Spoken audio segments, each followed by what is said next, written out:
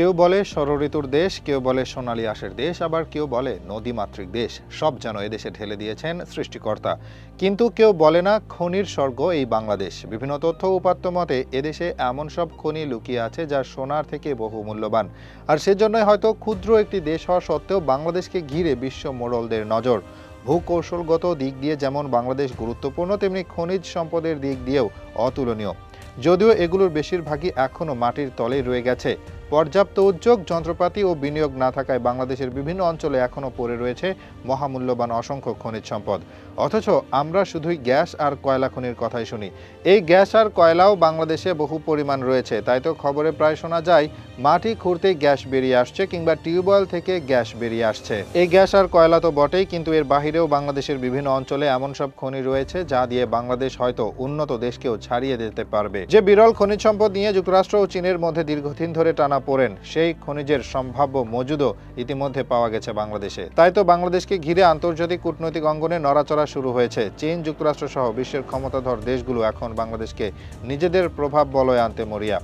বাংলাদেশ ভূতাত্ত্বিক জরিপ অধিদপ্তরের তথ্য অনুযায়ী দেশের বিভিন্ন নদীর বালু ও উপকূলীয় এলাকায় ২০ বছরের গবেষণায় বিরল মৃত্তিকা মৌল সহ দামি খনিজের সন্ধান মিলেছে।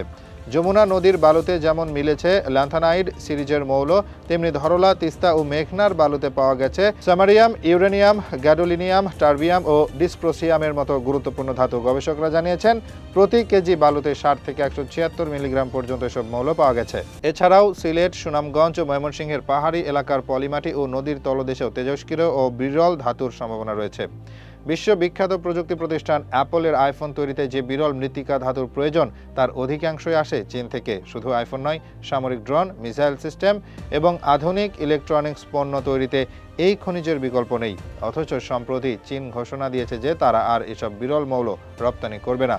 নিউ ইয়র্ক টাইমসের এক প্রতিবেদনে জানানো হয়েছে, চীনের বাণিজ্য মন্ত্রণালয় রপ্তানি কার্যক্রম সীমিত করার নির্দেশ দিয়েছে। ফলে বহু শিপমেন্ট এখন চীনের বন্দরেই আটকে আছে। চীন থেকে আমদানি বন্ধ হয়ে গেলে যুক্তরাষ্ট্র সহ পশ্চিমা দেশগুলোর প্রতিরক্ষা ও প্রযুক্তি খাতে বিশাল সংকট দেখা দিতে পারে।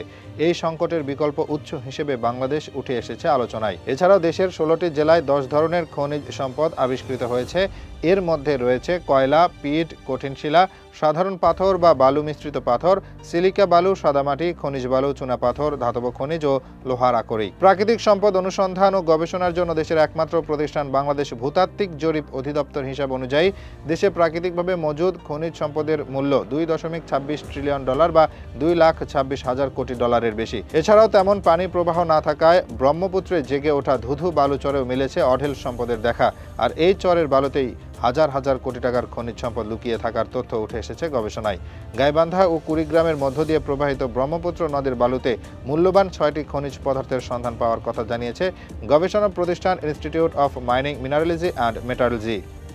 তারা বলছে, প্রতি ১ বর্গ কিলোমিটার এলাকায় প্রাপ্ত খনিজ সম্পদের টেকনো ইকোনমিক ইভ্যালুয়েশন ছাড়াই দাম অন্তত ৩,৬৩০ কোটি টাকা। এ নদের বালুতে প্রচুর পরিমাণে খনিজ সম্পদ আছে বলে গবেষণার বরাত দিয়ে বিজ্ঞানীরা জানিয়েছেন।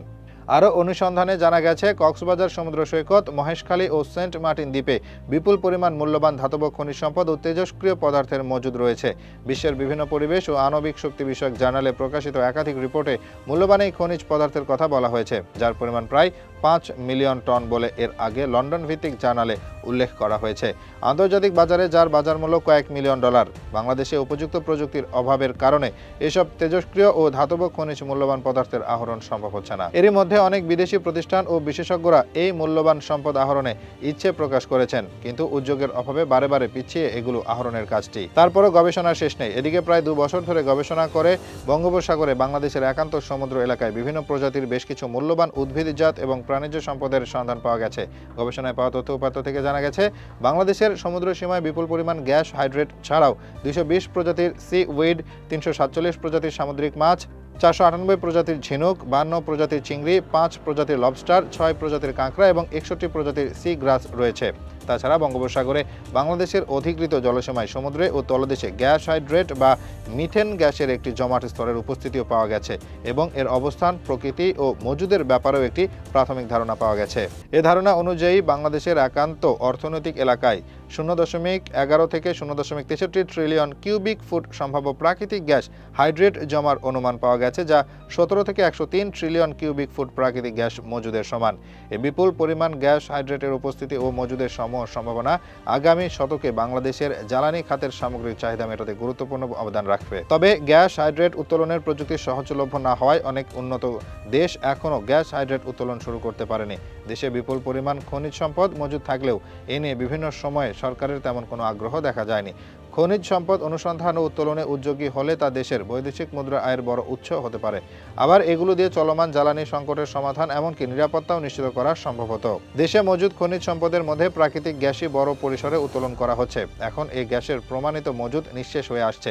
উত্তরবঙ্গে 5টি খনি আছে। এছাড়া জয়পুরহাটে মাটির নিচে বিশাল আকারে চুনাপাথর আছে, এটিও উত্তোলন করা হয় না। আর এসব সম্পদ যদি ধীরে ধীরে বাংলাদেশ কাজে লাগাতে পারে, তবে অদূর ভবিষ্যতেই বাংলাদেশ হয়ে উঠবে অন্যতম এক ধনী দেশ।